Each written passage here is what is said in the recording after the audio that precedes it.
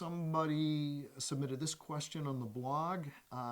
Christians are so caught up in the culture of Christianity that unbelievers and even some believers don't know what they're talking about when they're always discussing regular, mundane information using Christianese.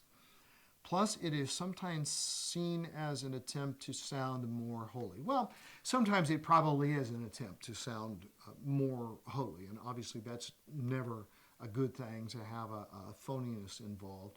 And certainly we should be sensitive to whoever our audience is. Who are we talking to?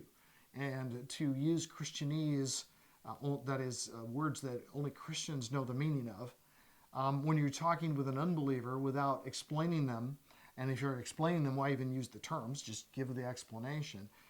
So, I relate to the comment or to the question in that respect, and probably would agree with the questioner's concern. However, I do think we need to recognize that there is a place for specialized language. For instance, if you take two physicians and overhear them talking with each other, they are using highly technical terms which help them to communicate precisely what they are talking about. Now, we also know doctors who are talking to the patient and use those same terms as if we should understand what they are, and we have to just say, whoa, whoa, whoa, please explain. So there's a time where it's appropriate to use that technical terminology, and it actually is shorthand and allows more precision in communication. The same thing is true in theology. The same thing is true for lawyers, attorneys, in law. There are specific terms that they use. They know exactly what that term means, and they can communicate very effectively using those terms. So you're not going to say to doctors, okay, stop using medical jargon when you talk with each other. You're not going to say to lawyers, don't use the language of the law.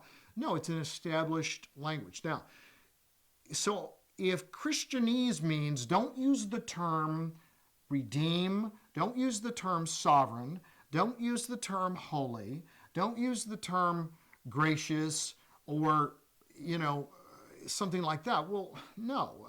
Let's teach people the meaning of those terms because they're good terms. So you don't have to come up with a long-winded explanation of what you mean by the word sovereign every time. Just explain it to somebody until they know what the word sovereign means, and then when you say sovereign next time, they'll understand what you mean. So I've seen people go overboard with this. They kind of pride themselves in never using technical theological terminology. I think it's perfectly appropriate to use that terminology as long as the person you're talking with understands it. When you're talking to unbelievers or young Christians, be sure you're explaining what you mean before you go on using that term.